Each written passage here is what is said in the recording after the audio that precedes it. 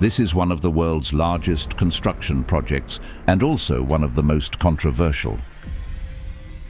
The US-Mexico border wall, a structure that reflects the immense ambition of one nation, the United States. Stretching across the southern border, this barrier is designed to control immigration and security. But between political promises and actual construction, what is the current progress of this project? Stick around as we uncover the story behind one of the most debated structures in modern history. 2025 has brought major developments. Construction crews are back at work, legal battles are heating up, and political tensions over border security are reaching new heights. What does this mean for the future of the border wall? Let's dive into the latest chapter of this highly controversial project. Recently, construction crews resumed work near Friendship Park, picking up where they left off nearly a year ago. The final stretch of the US-Mexico border fence in this area is now being completed, and additional gaps along the San Diego border are set to close under President Trump's latest executive orders on border security. Workers on the US side have started installing taller sections of the border fence, sealing off a 100-foot gap that had remained unfinished since March 2024. This is a long-awaited breakthrough after numerous setbacks that stalled the project. Previously halted by a court order, construction is now back on track following Trump's return to office. As work accelerates, debates over the wall's effectiveness, cost, and long-term impact remain as heated as ever. Let's take a closer look at the latest developments surrounding this controversial project. One of the most recent issues associated with the US-Mexico border wall construction project was the delay stemming from a lawsuit in Texas. This issue was a huge source of controversy, one that argued that the Biden administration had mishandled previously allocated border wall funds, redirecting them toward repairs instead of new construction. In a heated legal battle over border security, a federal judge ruled that the Biden administration could not redirect $1.4 billion that Congress allocated for building a border wall. The decision was delivered by a Trump appointee and U.S. District Judge Drew Tipton. Tipton's ruling marked a victory for Texas in its clash with the federal government over immigration policies. But Tipton did not stop there. He temporarily blocked the administration from using the funds for alternative border enforcement measures. He later explained that his actions were in a bid to ensure that the money was spent on a physical barrier as originally intended. He ruled that the Department of Homeland Security's spending decisions violated the Administrative Procedure Act, rejecting the government's argument that it had the discretion to reallocate the funds without judicial review. In his words, the court concluded that the potential harms to plaintiffs outweighed any potential harms to the government. What's more, this decision not only halted the administration's plans, but also fueled the broader battle over border security. A broader border conflict, a declaration from Paul Enriquez, a U.S. Customs and Border Protection official, confirmed that the only ongoing wall construction was in two locations where existing barriers have gaps. Texas's legal victory added another layer to its escalating tensions with the Biden administration, as both sides remain entangled in multiple immigration-related court battles. One of the most contentious disputes involved a new Texas law granting state officials the authority to arrest and deport undocumented immigrants. But it didn't end there. The federal agency eventually began searching for additional funding to complete road improvements and other key aspects of the project. Their goal was to wrap up the work as quickly as possible once the money was secured.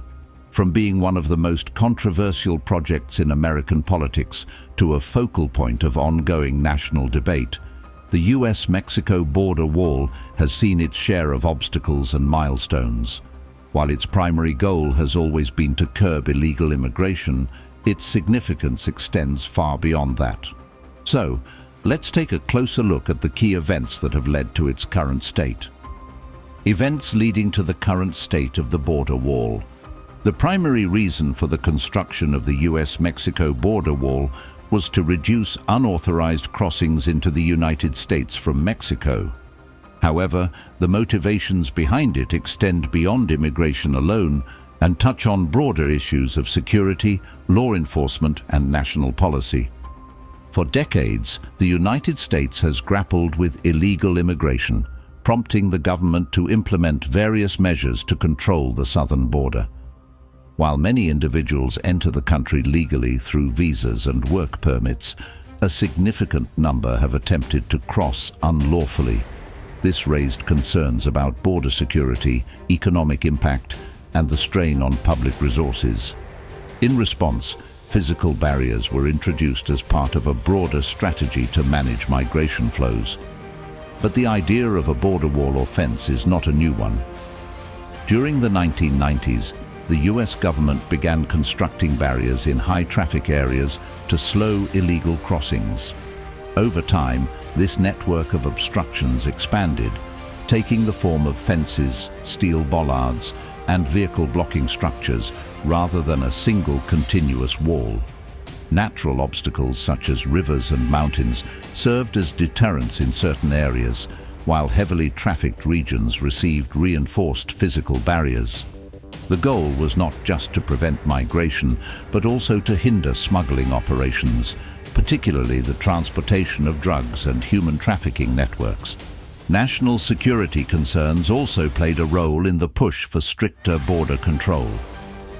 Following the attacks on September 11, 2001, the United States heightened its focus on securing all points of entry, including land borders.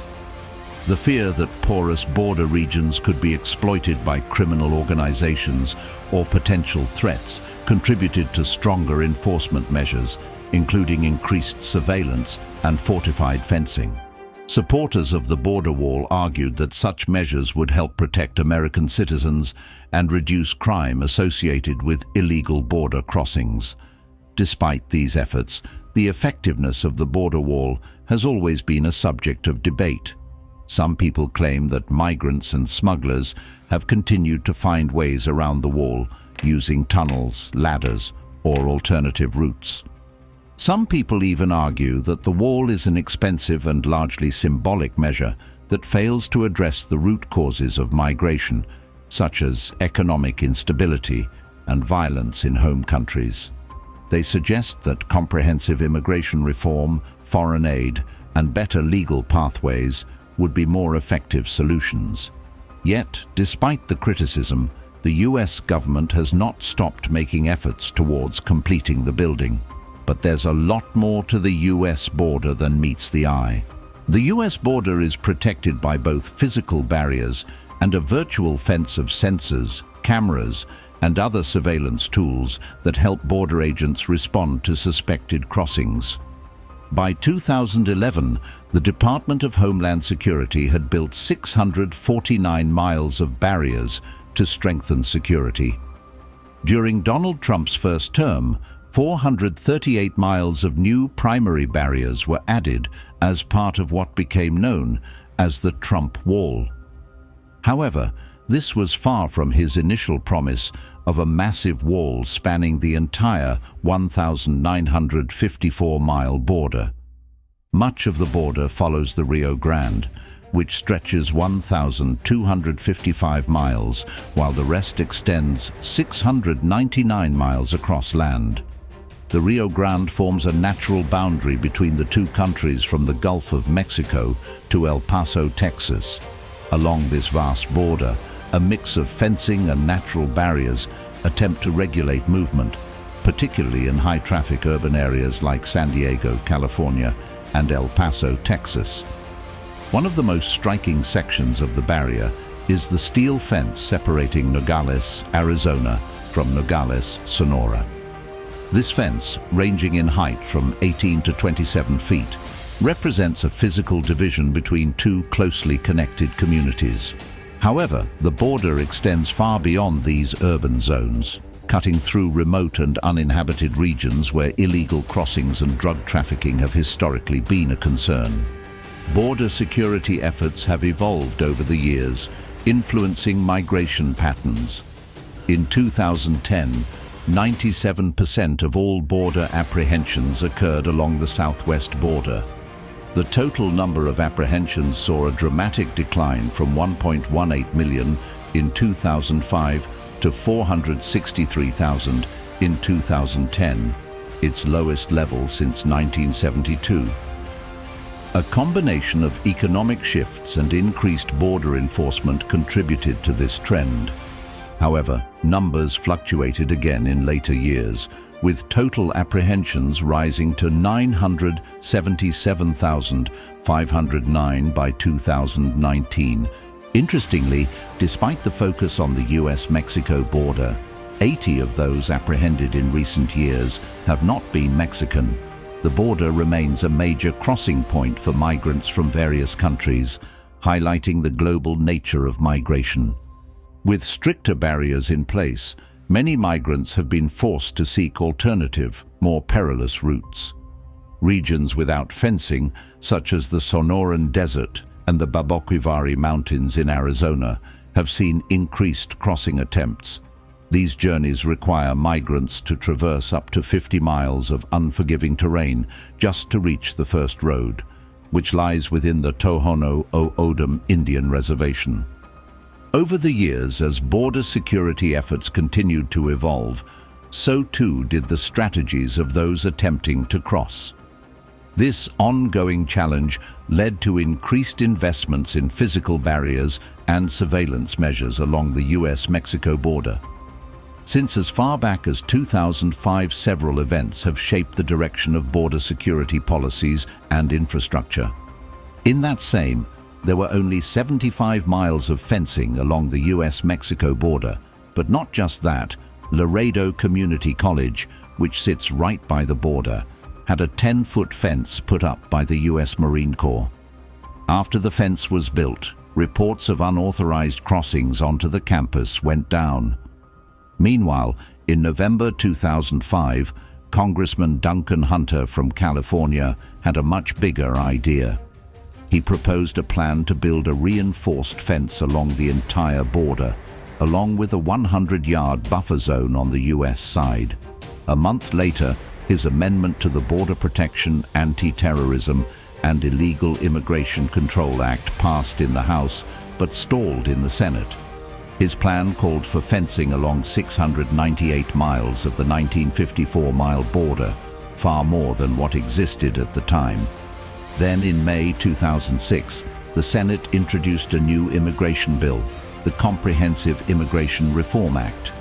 This one included plans for 370 miles of triple-layered fencing, plus a vehicle barrier. But like Hunter's proposal, it didn't make it through, getting stuck in committee before ultimately being dropped. Hunter's ambitious plan may have stalled, but it signaled a turning point in the national conversation on border security.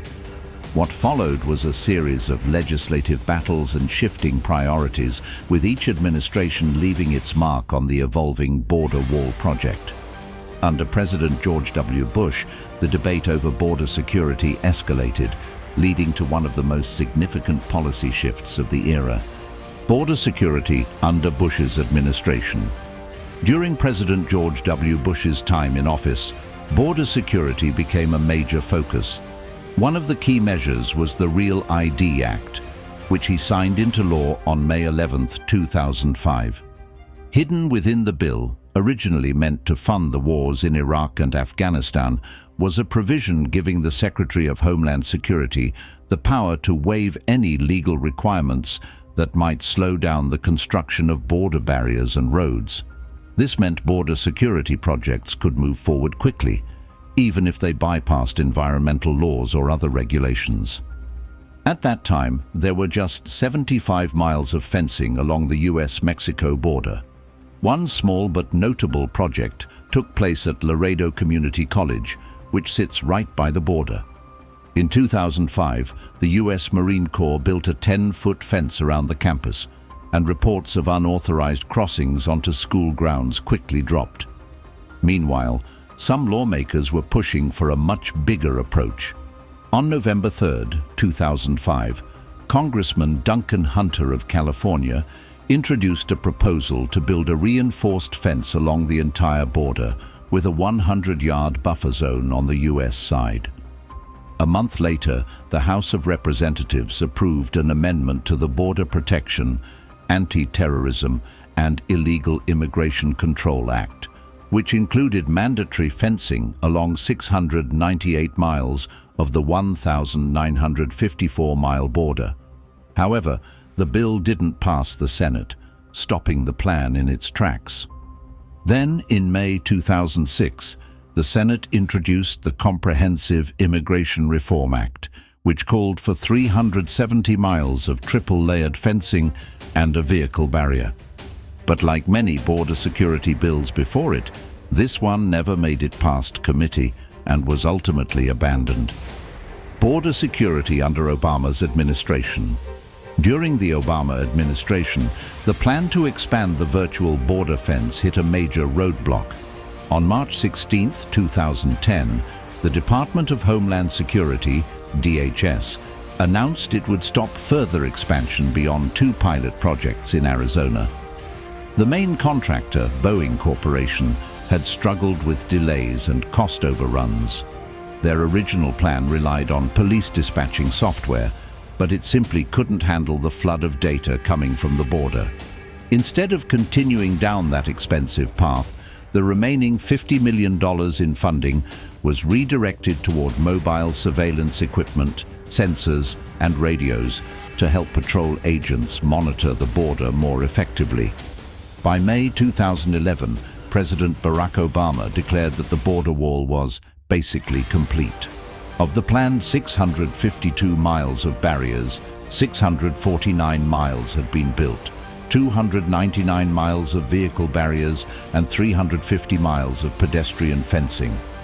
But despite the progress, Obama acknowledged that some politicians would never be satisfied. Speaking on the issue, he quipped, "We have gone above and beyond what was requested by the very Republicans who said they supported broader reform as long as we got serious about enforcement. All the stuff they asked for, we've done. But I suspect there are still going to be some who are trying to move the goalposts on us one more time. They'll want a higher fence. Maybe they'll need a moat. Maybe they want alligators in the moat." Despite this, the 2012 Republican Party platform insisted that the double-layered fencing mandated by Congress in 2006 still needed to be completed. However, the reality was that the cost of fully complying with the Secure Fence Act had skyrocketed to an estimated $6 billion, more than the entire annual discretionary budget for Customs and Border Protection at the time. By 2013, the Washington Office on Latin America noted that the sheer expense was the reason the law hadn't been fully carried out.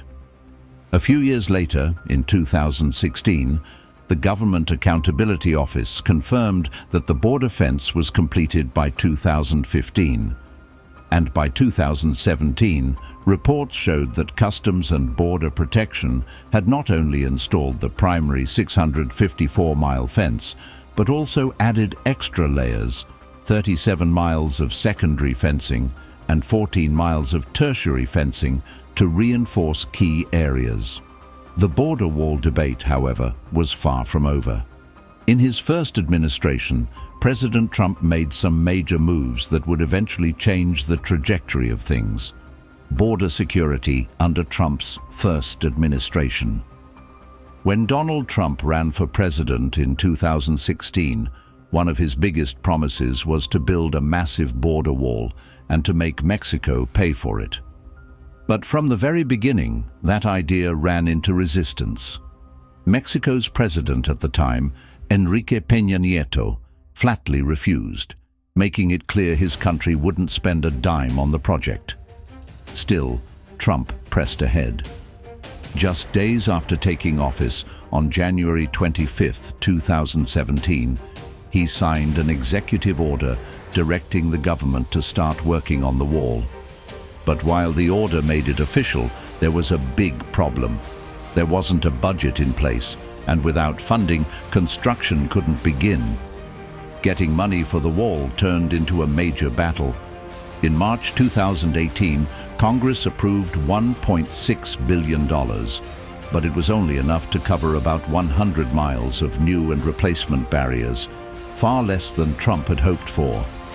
By the end of the year, he was demanding $5 billion, and when Congress refused, he responded by shutting down the government.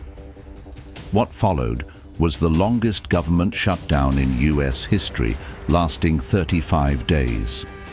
Frustrated, Trump declared a national emergency in early 2019 to bypass Congress and redirect federal funds. But legal challenges quickly followed.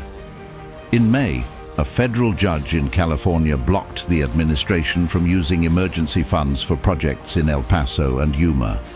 A month later, the court also halted the use of $2.5 billion from the Department of Defense.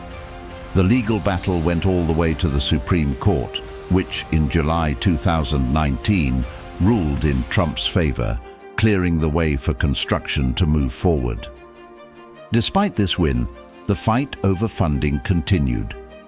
In September 2019, Defense Secretary Mark Esper approved the use of another $3.6 billion in military construction funds to build 175 miles of wall. Meanwhile, Congress tried twice to overturn Trump's emergency declaration, but he vetoed both attempts. In October, a judge ruled the declaration was unlawful, but just a few months later, an appeals court reversed the decision, freeing up even more money for the project. While Trump had originally promised a brand new border wall stretching the entire length of the US-Mexico border, most of what his administration built was actually replacement fencing. By August 2019, about 60 miles had been completed, all in areas where barriers already existed. The administration set a goal of completing between 450 and 500 miles of fencing by the end of 2020, with an estimated price tag of $18.4 billion. However, large portions of the land needed for construction were privately owned, meaning the government had to go through lengthy legal battles to seize the property before work could even begin. On June 23, 2020, Trump visited Yuma, Arizona for a campaign rally celebrating the completion of 200 miles of border wall. But reports from U.S. Customs and Border Protection confirmed that almost all of it was just upgraded fencing rather than brand new barriers. By the time Trump left office on January 21, 2021, the final tally stood at 452 miles of completed construction. Though it was far from the coast-to-coast wall he had originally envisioned, it was still one of the most significant border security efforts in recent history. By early 2019, efforts to expand the US-Mexico border wall were moving forward, with contractors preparing to build new barriers in South Texas's Rio Grande Valley. Congress had approved $600 million for the project, but while government-backed construction slowly took shape, private companies and independent groups were eager to prove they could do the job faster and more efficiently. Among them was Fisher Industries, a North Dakota-based construction firm with an ambitious pitch. They could build 218 miles of border fencing for $3.3 billion and have it completed in just 13 months. In April 2019, former Kansas Secretary of State Chris Kobach traveled to Coolidge, Arizona to witness a demonstration of Fisher's proposed design. Unlike traditional fencing, this structure wasn't just a physical barrier, it was a high-tech security system. The fence would be topped with spin cameras equipped with facial recognition, while underground fiber optic cables could detect and differentiate between people, vehicles, tunneling, and even animals from up to 40 feet away. The project was set to begin with sections near Yuma, Tucson, El Paso, and El Centro, each adding crucial miles to the border defenses. The price tag was steep at $12.5 million per mile, but Fisher Industries insisted that the speed and technology made it worthwhile. U.S. Senators Bill Cassidy and Kevin Cramer attended the demonstration, eager to see if the company could provide a solution where government projects had stalled. Meanwhile, another major effort was taking place outside the realm of official government contracts.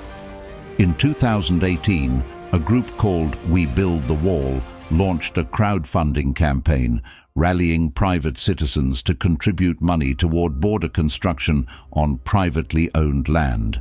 Led by military veteran Brian Kolfage, with backing from figures like Steve Bannon and Chris Kobach, the movement quickly gained traction, raising over $20 million.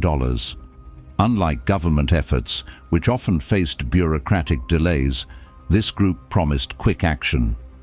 By Memorial Day weekend in 2019, We Build the Wall had completed its first project, a half-mile stretch of steel bollard fencing near El Paso.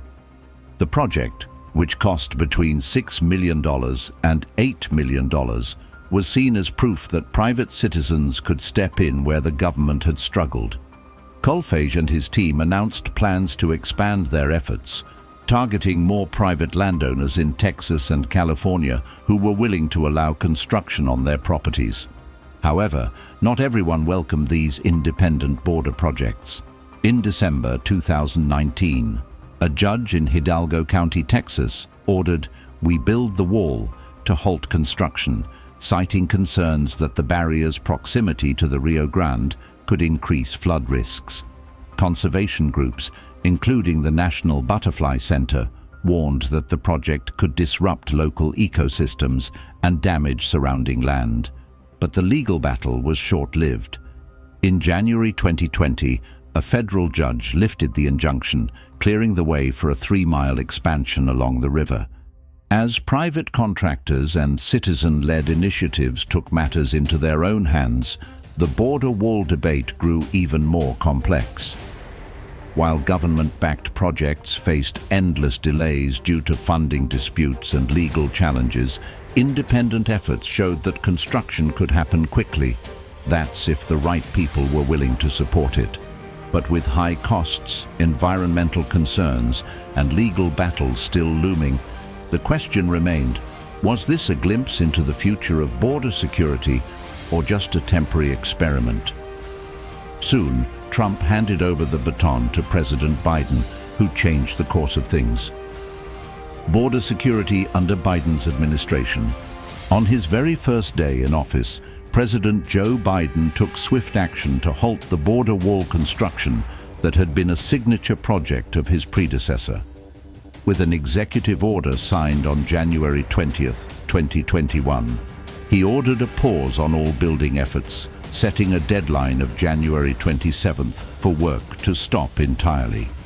The administration then gave itself 2 months to figure out how to redirect the funds and assess the cost of terminating the contracts. While no plans were made to dismantle any existing sections of the wall, the deployment of 3,000 National Guard troops along the border remained in place. Despite the pause, the Biden administration continued to seize land for border wall construction, a move that frustrated landowners and activists alike. By the end of 2021, many contracts had been cancelled, including one involving a family represented by the Texas Civil Rights Project, whose land was being taken for the project. But while the federal government slowed construction efforts, Texas Governor Greg Abbott took matters into his own hands. In June 2021, he announced his state's plan to build its own border wall, pledging $250 million in state funds and calling on the public to donate directly to the cause. As the debate over the wall intensified, Republican lawmakers took the opportunity to highlight what they saw as a growing crisis.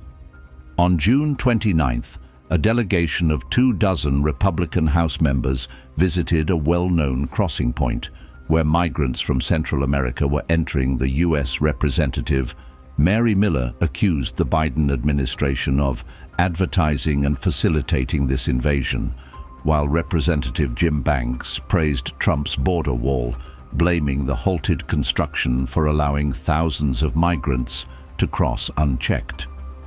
Representative Madison Cawthorn took a different angle, comparing the wristbands worn by migrants, used by cartels and smugglers for tracking, to the way products are handled in an online marketplace. "They're basically treating people like Amazon products," he said. But even as Biden attempted to distance himself from Trump's border policies, his administration found itself reversing course. On July 28, 2022, officials announced that they would close 4 major gaps near Yuma, Arizona, an area known as one of the busiest corridors for illegal crossings. Then, in October 2023, Biden made an even bigger shift. Facing a surge in migrant crossings, he announced that construction on parts of the border wall would resume.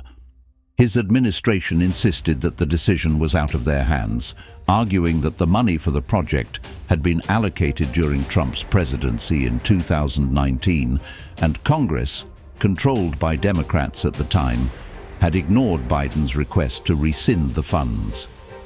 The decision came with controversy. To fast-track the project, the Biden administration waived more than 24 environmental laws, including the Clean Air Act, the Endangered Species Act, and the National Historic Preservation Act. While the White House insisted that Biden still believed a border wall was not effective, the move was met with mixed reactions. Former President Trump called it a victory, while Mexican President Andrés Manuel López Obrador condemned it as a step backward. Meanwhile, Jonathan Blazer of the American Civil Liberties Union criticized Biden for doubling down on the failed policies of the past.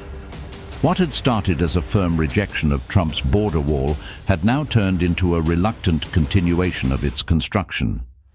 In 2021, a bold new vision emerged along the Rio Grande, aiming to transform the space between Laredo, Texas, and Nuevo Laredo, Mexico. Instead of another stretch of border wall, ambassadors, business leaders, and activists proposed something entirely different: a shared binational park. This project, backed by the No Border Wall Coalition, was designed to foster unity rather than division, creating a space where families from both nations could gather, relax, and enjoy the natural beauty of the river. According to Earthjustice, choosing the park over a border wall saved 71 miles of river from destruction and spared taxpayers over $1 billion. It was a rare moment where diplomacy, environmentalism, and fiscal responsibility all aligned. But while Laredo moved away from border barriers, Arizona took a different approach. In August 2022, Governor Doug Ducey ordered the construction of a makeshift wall made entirely of stacked shipping containers. The goal was to quickly seal off parts of the border in Cochise County, but there was one major problem. The containers were placed on federal land in the Coronado National Forest without permission. Almost immediately, the move sparked backlash. Ecologists from the Center for Biological Diversity warned that the barrier could threaten rare species like the ocelot and jaguar, arguing that it violated the Endangered Species Act of 1973. Environmental groups sued to stop the project, while the U.S. Justice Department took action of its own, demanding that Arizona remove the containers and compensate the federal government for any damage caused. By the time Governor-elect Katie Hobbs prepared to take office, she made it clear that she intended to take down the makeshift wall. But by January 2023, the deconstruction of Arizona's container wall had already begun. What started as a hastily assembled barrier ended in a costly and controversial cleanup. There's a place on the US-Mexico border called Friendship Park. Despite the cheerful name, it's one of the few spots where families separated by immigration laws can see each other. Every weekend, for a few short hours, people gather on both sides of a tall metal fence, whispering, crying, and sharing whatever little time they can. Some of them lived in the US for years before being deported, leaving behind their families. Others never left Mexico, but make the trip to the fence just to see a loved one on the other side. The fence is heavily patrolled, and the moments they get together are fleeting. As a result of the many activities around the border, there has been a lot of talk about a bigger, stronger wall along the border. Friendship Park has always been a unique spot along the US-Mexico border in San Diego. It's one of the few places where families separated by immigration status could see and talk to each other through the fence, even if only for a short time. For years, it stood as a symbol of connection, a reminder that despite the border, loved ones could still share moments together. Over time, however, things started to change. The park originally had a simple chain-link fence, making it easy for people to see each other. But as border security efforts intensified, that fence was replaced with something much taller and more restrictive. The small gaps that once allowed hands to touch were closed off, making communication even harder. Then, in 2023, the situation became even more uncertain when plans for a new, even higher wall were announced. This sparked concerns that public access to the park might be lost entirely. The Biden administration had assured people that once construction was finished, access to the park would be restored. But progress has been slow, with delays and funding issues getting in the way. For now, the park remains closed, leaving many families with no way to connect with their loved ones across the border. What was once a place of hope now stands as yet another reminder of the growing divide.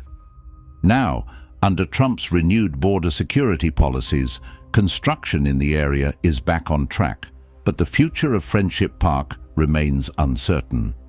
While CBP says it still plans to reopen the park and restore its binational garden, funding and security concerns continue to shape what that access might look like.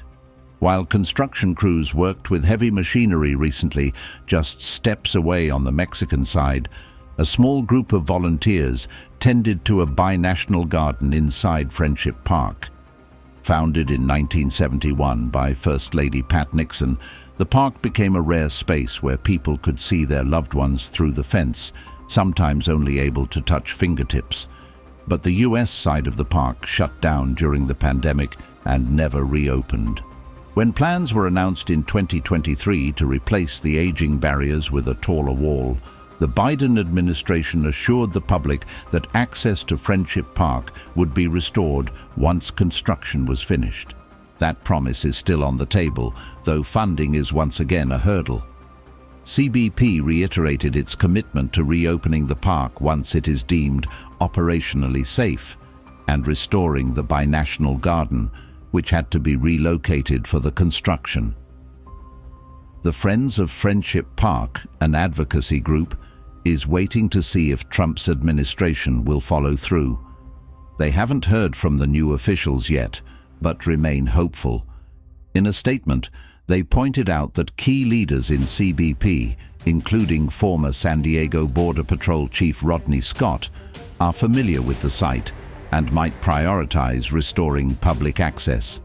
For now, the park remains closed, the construction presses on, and the future of this unique meeting place hangs in the balance.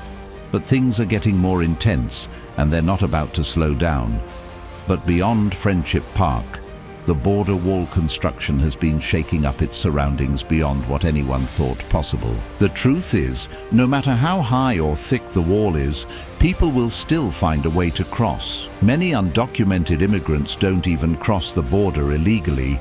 They just overstay their visas. Drugs and workers will keep moving, just like they always have. The wall itself comes with a heavy price. Trump once estimated it would cost $12 billion, but later reports put the cost at over $21 billion. That doesn't include the legal battles over land, since building the wall means taking private property. Some Texans are still in court over land disputes from the last attempt to build a border fence. There's also the issue of remittances. Many people in Mexico rely on money sent by family members working in the US.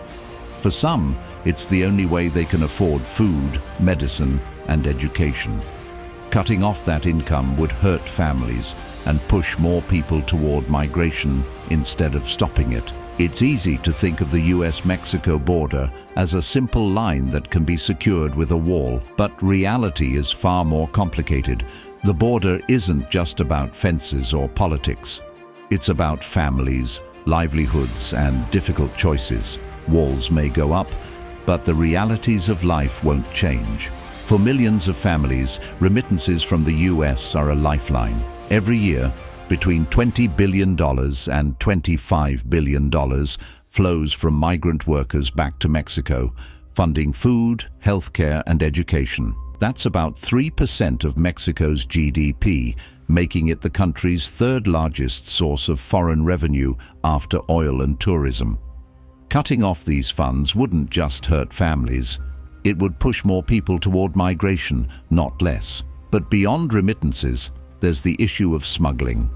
Some people say that the belief that a 30-foot wall will stop drug traffickers is flawed, and their reason is because smugglers have been digging tunnels beneath the border since the late 1980s, and the technology has only improved.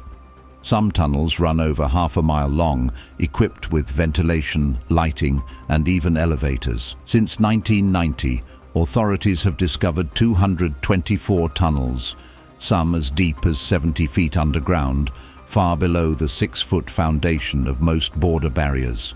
To support their belief, they also speak about the fact that walls don't stop boats, drones, or hidden compartments in vehicles. News has it that most drugs entering the US don't come through illegal crossings. They come through the 52 legal ports of entry, buried in trucks and cars. Border Patrol officers know the game well. But while drugs slip past checkpoints, a far bloodier battle rages on the other side of the border.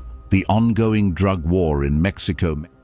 Mexico is home to several criminal groups, including the well-known Sinaloa cartel. These groups constantly fight for control, making Mexico one of the most violent countries in the world. In 2016 alone, this violence claimed between 21,000 and 23,000 lives. Between 2007 and 2017, a shocking 177,000 people were murdered. The real number could be even higher, as many victims are buried in hidden mass graves.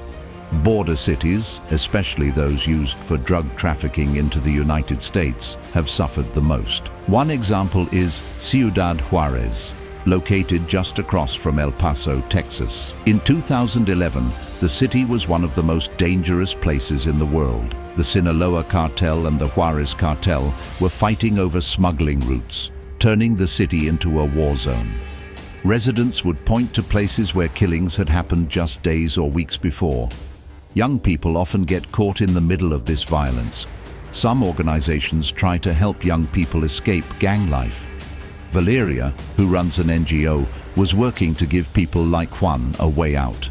However, convincing them to leave was difficult. Gang members who refused orders could be killed. Many Mexicans believe that weapons smuggled from the United States contribute to the violence. Between 2009 and 2014, about 70% of guns seized in Mexico came from the US, totaling over 73,000 firearms. The cartels also rely on billions of dollars from drug sales in the US, smuggled back into Mexico. Some money is laundered through businesses, while much of it is hidden in vehicles crossing the border. While US officials blame Mexico for drugs and crime, many Mexicans argue that the violence is fueled by weapons and money flowing from the north. The drug war continues, with no easy solution in sight. The blame game goes both ways, and the majority have concluded that without US demand, there would be no Mexican supply. But is this really true? The US demand for drugs and Mexico's role? Well, the high demand for drugs in the United States is a major reason why drug smuggling from Mexico continues. One example is the heroin epidemic in the US, which started with the overprescription of medical opioids for pain treatment. When regulations reduced access to these painkillers, many Americans who had become dependent on them turned to illegal heroin. This led to a massive increase in poppy cultivation in Mexico, especially in Guerrero. By 2015, Mexico's opium poppy fields covered about 28,000 hectares, producing up to 70 tons of heroin, more than enough to meet US demand. Large Mexican cartels, like the Sinaloa cartel once led by El Chapo, control much of the wholesale drug trade in the United States. They supply between 40% and 60% of the cocaine and heroin sold on American streets. However, they often work with US crime gangs for local distribution.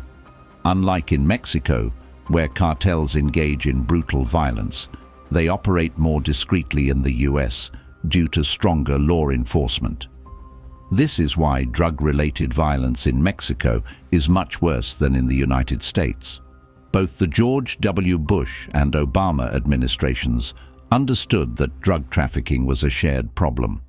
They worked closely with Mexico to improve security and fight crime. US law enforcement agents helped train and support Mexican officials in intelligence gathering, police procedures, and drug interdiction efforts. This cooperation also led Mexico to increase security along its northern and southern borders, including efforts to stop undocumented migrants from reaching the US.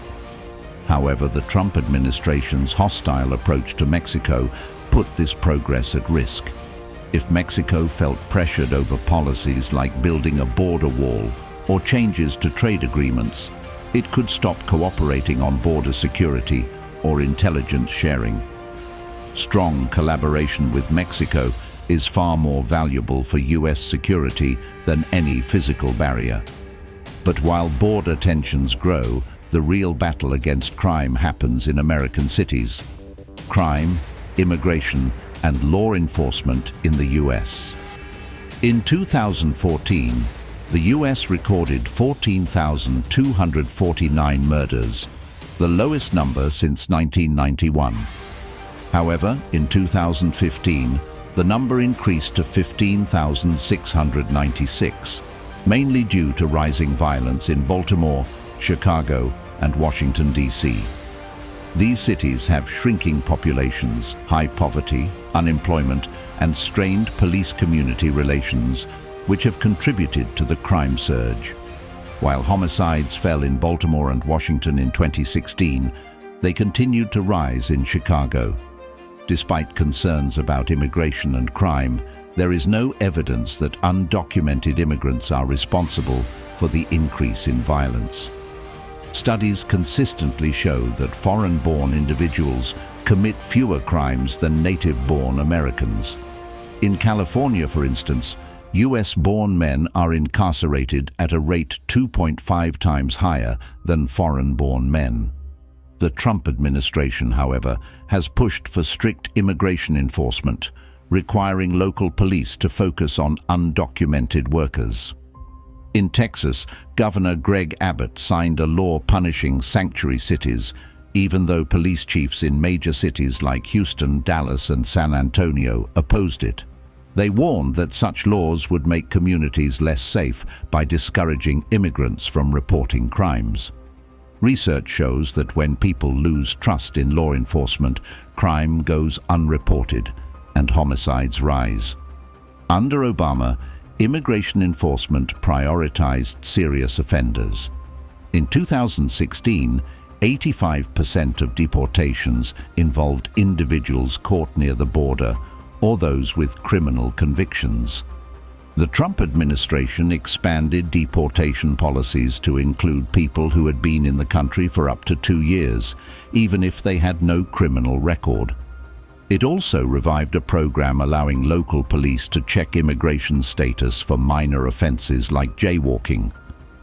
Many undocumented immigrants targeted for deportation have lived in the US for decades, contributing to society. About 60% have been in the country for at least 10 years, and a third have US-born children. Deporting them separates families and causes emotional and financial hardship. This is a serious issue because immigrants play an essential role in the US economy. While some believe they take jobs from native-born workers or lower wages, research shows otherwise. A study by the National Academies of Sciences, Engineering, and Medicine found that immigration does not significantly reduce job opportunities or wages for most native-born workers. However, there can be some competition between immigrants, undocumented workers, and native-born high school dropouts for low-skilled jobs. Many immigrants take jobs that Americans are not willing to do, such as farm work, construction, manufacturing, hospitality, and seafood processing. These jobs are often physically demanding and offer low pay. For example, a typical migrant farm worker works 14-hour days, 6 days a week, earning only about $11,000 per year. They do not receive overtime pay or benefits and face health risks like heat stress, infections, and respiratory illnesses. One industry heavily reliant on immigrant labor is seafood processing. Workers in this field skin, debone, and cut fish under tough conditions, often developing carpal tunnel syndrome or suffering cuts from sharp knives and machinery. Many undocumented workers in this industry are subjected to harsh conditions and low wages because legal workers are not available in sufficient numbers. Despite these challenges, past border barriers have already restricted their movement. Although a 1983 US law allowed some free travel for tribal members, the fence later made it difficult for them to visit family and sacred sites. The new wall will only worsen these challenges. Leaders like Verlon Jose of the Tohono O'odham Nation expressed strong opposition.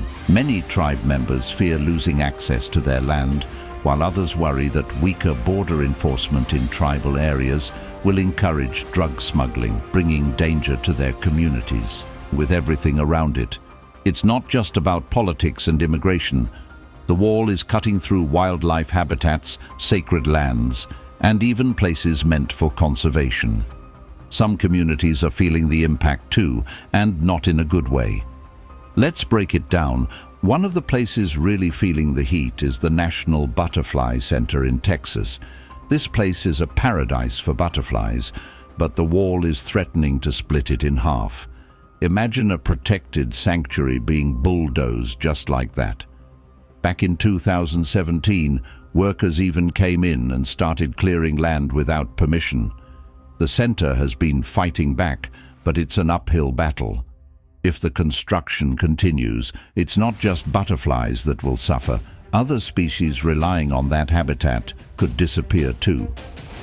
Another spot taking a hit is the Santa Ana National Wildlife Refuge, also in Texas. This place is home to some rare animals like the ocelot and jaguarundi.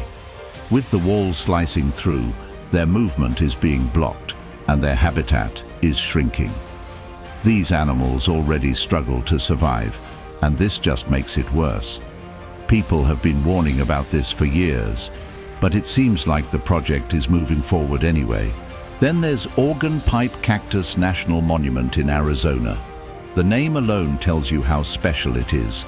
This place is filled with towering saguaro cacti, some of which have been standing for centuries.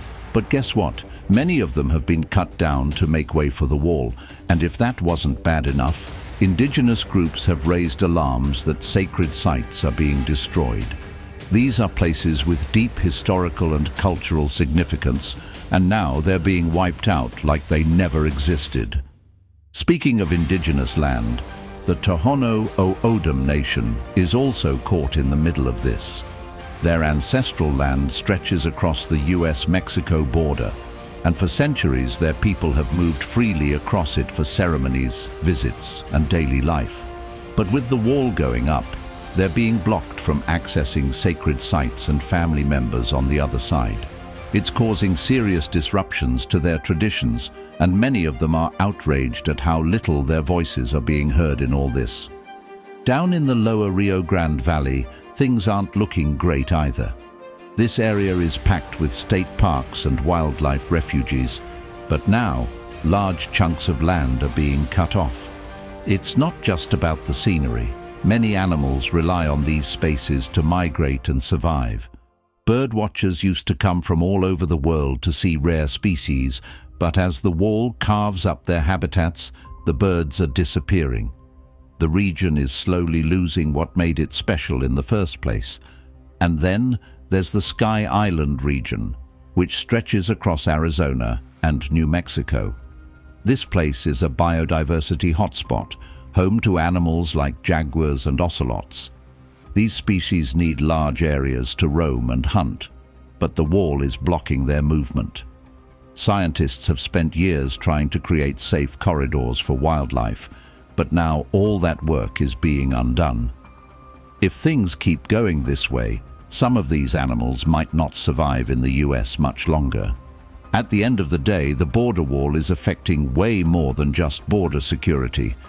It's changing entire landscapes, pushing out wildlife, damaging cultural heritage, and limiting people's access to their own land.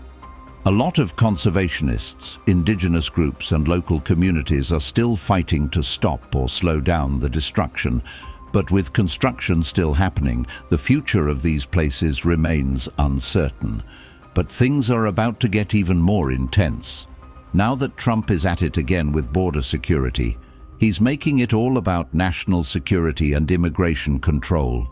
Everyone's watching to see if he'll actually follow through and get it done this time. People are hopeful, but they also know it's not just about making promises. He still needs the funds and, let's be real, some level of support from both sides in Congress. And of course, Trump had a lot to say about it. He was at his Doral resort in Miami talking to House Republicans, and he made it clear that he wants Congress to approve more money to secure the US borders. He's pushing for a bill that will make sure border security is fully taken care of. He also mentioned that the country needs more border security personnel because there just aren't enough people on the job. He particularly wants to give bonuses to the ones already there, so they stay longer. On top of that, he's calling for more detention beds because the current capacity isn't cutting it. And of course, he's still focused on finishing the border wall and improving other security infrastructure. The thing is, getting Congress to approve all this money won't be easy. Border security has always been a heated topic, and not everyone is on board with Trump's approach. But if there's one thing about him, it's that he doesn't back down easily. So, this is definitely going to be interesting to watch. At the end of the day, it all comes down to funding. If he can secure the cash and get past all the political back and forth, then maybe this time the border wall will finally be completed. But until then, it's a waiting game. Whether it actually gets finished or not, one thing's for sure, this project isn't going unnoticed. If you love crazy, big and controversial projects like this one, you've got to check out our video on the biggest mega projects in the world.